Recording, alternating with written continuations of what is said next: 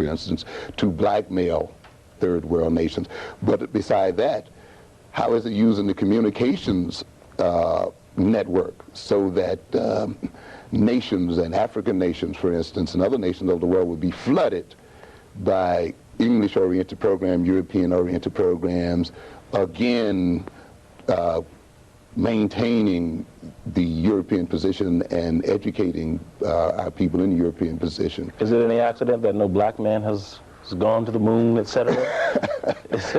Certainly, I don't think it's an accident. Of course, I think it's just a further extension of keeping black people or non-white people out of very important programs as well. However, I think other than blacks getting into these programs, which I think is a laudable goal to a degree, of course, we may be about developing our own. I think this is one of our major problems in that we as people do not think about doing these kinds of things on our own. I'd like to see, say, those ships taking off from the continent of Africa run by Africans as such. But we as black people have to begin to imagine that being the case. And black men have helped to develop this country's space program. Definitely. The unfortunate part about it is we don't transfer a lot of the knowledge that we've gained from working with this country to our own people. And I think this is the crucial position of black men and black women in this country, is to transfer knowledge and information gained to our own African countries and our own people of color, the world over. For defensive purposes, as well as possibly for offensive ones, or for entering into other worlds as such. Okay, I want to... The other thing is, you see, I don't think it would be enough, for instance, for a black child merely to dream of being on the spaceship with white astronauts, or to dream of being a part of a program. For, to me, that helps to maintain the servant mentality that is too prevalent in the black community. We are just an extra, or we're taken along as an extra as such. I'm looking forward to black men being the masters of space, let us say, being in control of space, let us say. So it won't be enough to just ride along and be along. We must have our own space program. We must explore our moons and the other sides of the world, because it is only out of mastery and the desire for mastery and what may be a very bad word, the desire for power, that mental growth takes place, you see. To opt for equality, as we've done too much, does not put enough of emphasis on mastery of ourselves and our destiny and so forth. You said in a previous conversation that there's a difference when you see a child who's going to school to master something, as opposed to become a master, that is, as opposed to becoming a servant. What is the difference in the child? The major difference is on how he interacts with the information that is being developed in the classroom, and how he perceives that information and how he's going to use that information. To a good extent, a person who's not headed for mastery, let us say, essentially is interested in learning what as against how, you see. And to a great extent, then, his approach to knowledge is passive. And he's more or less, he becomes more interested in memorizing and remembering what is told him. And he's learning more to take orders than he is to give orders, you see. And to a great extent, many of our so-called educated blacks, our very highly educated blacks, have still been educated in that mode. So you go to, and unfortunately, many of us go to school to get a job, for instance. We don't perceive it as a part of a massive effort to attain control and mastery of our situation, and ultimately to outdo the European. You see, one of the major problems we have as a people is, and one of the major functions, let us say, of Eurocentric psychology and sociology and history and so forth, has been to convince non-white people of the invincibility of white people, to convince us that the white man is not capable of being defeated, that he cannot assume his minority position in the world as he is.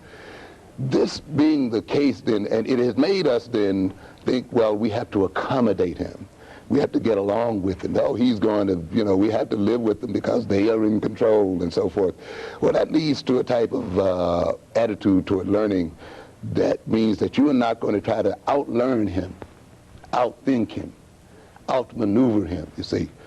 So if you're going for mastery, you see, then the knowledge becomes very important, and you see it as a tool for advancing your own power interests in the world.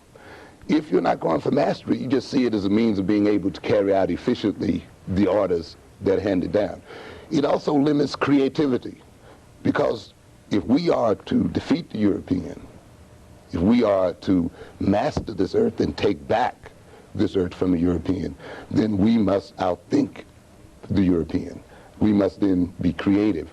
That puts the learning emphasis on the how-ness, the how to think as such, and to the use of knowledge as a tool of mastery. It's a very different kind of thing. Very different emphasis there. Let me ask you this, backflipping some. We talked earlier about the fact that in the 60s... pardon me, I sometimes want to get down to a little more practical implication of what this means.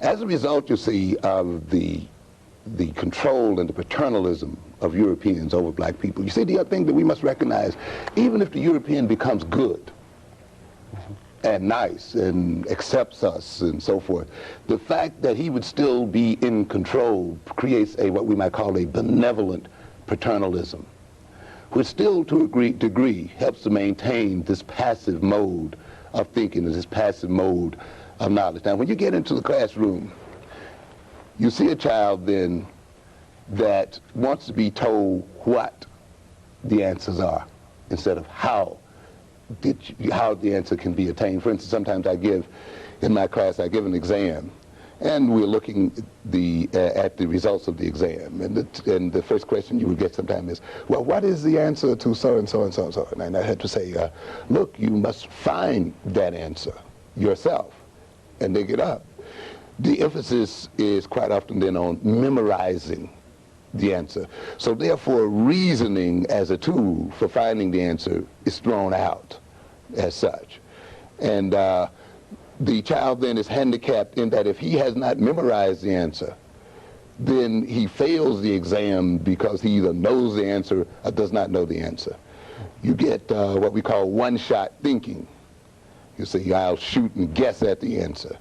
Quite often, it gets into a kind of thinking that depends upon personal feelings.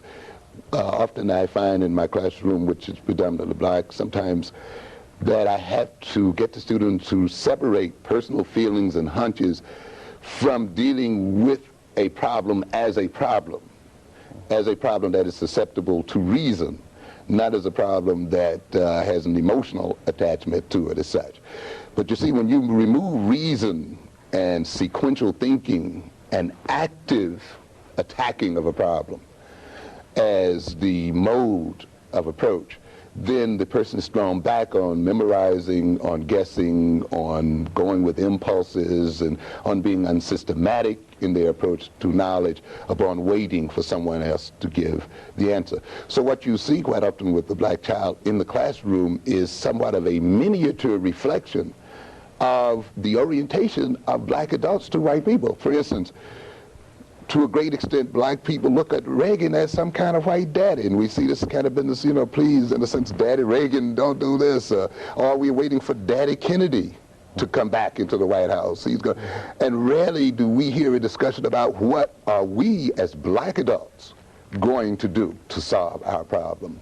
You see, this is communicated to our children, and it's communicated in a way that they too wait for the answer. Blacks think that we've been misled by our leadership, for instance. They think that we can consume our way into equality. and sees equality as an equality of materials. So if I have the same car as a white person, if I have the same house as a white person, you know, a similar job, then I'm equal. But you cannot consume yourself into equality. You must produce yourself into equality, and you move into equality and beyond by productive thinking. Because as long as you're consuming knowledge or you're consuming materials, the guy who is giving it to you or selling it to you is producing at the same time, which means that you never catch up with him because he's always 2 or 3 steps ahead of you. To a good extent, many of our students go into schools, college as well as secondary levels, consuming, and their minds are not being developed to produce the true means by which they will accomplish equality. Everything else is sham. Just at a personal note, when I was going to school, okay, at an illustrious college in this area, I found many of the European philosophies, concepts, etc., to be totally irrelevant to my position in the world. And in my effort to come up with some kind of Afrocentric view, that I was stifled and, you know, received your C's and D's. And, how does a student, this is the question, how does a student who perceives that maybe Shakespeare, Milton, and these other people do not provide them with the crucial answers that they must find, how should they deal in this kind of environment? That's a pretty difficult question in the sense of the kind of control that's maintained in the environment. It sort of leads to what I might call sort of a subterfuge, where sometimes you have to produce, as the Bible verse says, give unto Caesar what Caesar's, and at the same time, though, develop your own. Meaning that the black student quite often is placed in the position of having to regurgitate to his instructors what it is they see as important, while at the same time, outside of that sphere, developing his or her own knowledge through his or her own self-instruction as such. The other facet related to that is, I don't know whether we should really depend upon the European-oriented university to provide us with our cultural education. This is not European I'm talking about. but many black institutions are European. Oh, okay, yeah, all right. Very European-oriented. Go ahead. As such. And the problem is, you have in many instances with the so-called many black professors is the fact that they essentially are representatives of the European point of view. And the only philosophies and orientation they too have learned have been those philosophies and orientation. I think it means that quite often then if the student's job that was begun in the 60s, where we established African studies and black studies program, has to be completed in the sense where these programs are not just mere electives or things you do while you have nothing else to do. They should be required, in a sense, for black students, and they should, in a sense, be the very first programs that a black student takes. Why is Milton why is, say, Shakespeare more important than Langston Hughes or James Baldwin? Why is that? Because the Europeans perceive themselves as more important than non-white people, and it justifies their so-called superior position as such. It maintains and it helps to maintain the so-called unimportance of non-white people as such, and Hughes belonging to that category would not be permitted to be elevated there. It helps to maintain, of course, the power relationship as such, and to also build in values in the black student, to value what is not his as being more important, which then focuses his attentions and energies on what is European. In the sense, it helps to maintain what I call that hypnotized state as such. See, I don't see them as being valuable in the sense of teaching more providing more knowledge. I see them as a part of the mechanism for maintaining a system of controls, and which is maintained not so much by knowledge but by the refocusing of attention, the maintaining, and by the establishment and building in of values. It also reduces the revolutionary potential of black people, because you cannot revolt against a people whose values you share. And therefore, it makes the educated black, were he educated along Afrocentric lines and along philosophies that were very distinct and different from European philosophy, that would set him up then to actually then rebel against Eurocentric psychology and philosophy as such. But since he values that philosophy, the only thing that he can ultimately do is seek reformations to reform the systems, which is pretty much where black leadership has been set. Now, it's not a leadership that's seeking to bring about a new world order, for instance, a world order that's based on, say, different philosophies, but one that seeks merely to share the material culture of whites. We talked a little while ago about, you mentioned Milton and Shakespeare. This touches on something that you talked about earlier, and that is the Marva Collins story out of Chicago, the black lady who did some miraculous, quote, miraculous thing, quote, miraculous thing. In the context of this culture, yes. Right, with some black kids, excuse me. Deal with that, if you will.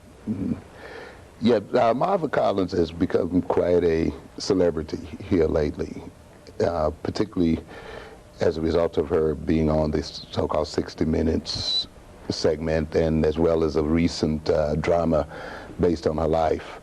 And I think deservedly so, in that she was able, through her own educational efforts, to elevate the intellectual functioning of black children who ordinarily would have been consigned to those categories we mentioned in the earlier show as being learning disabled and unable to read, and move them to such a level that they, as 8th grade students, were reading at high school or beyond high school level, that their scores, their level on various standardized tests were 4 and 5 grade levels beyond what they were, what they would normally be as such.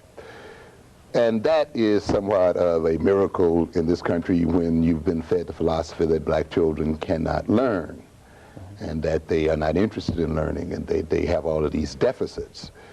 It illustrates in a very practical way that a caring person, a concerned person, or teacher in this instance, can change and revolutionize a child's way of thinking and dealing with the world and elevating that child's level of thinking. It has many other things about it, too, that I think are commendable. One of the things is that we, as black people, can elevate the thinking levels and change the thinking levels of our children in any way we desire if we assume control of their education. And one of the things that you find constantly, and Marva Collins is one of many situations where black children are reading now 3 and 4 grade levels, or doing math 3 or 4 grade levels beyond their current grade. That's merely one story among many. You go almost into any major urban area now, you can find black academies that are accomplishing very much the same thing in terms of scoring. The first thing you find then is, of course, that control is necessary. To have control over the learning process. I think where the integrationists misled us is in thinking that after people have told you that they don't want your children, that they think your children are inferior, that they don't think they can learn, and after we know that these people maintain their position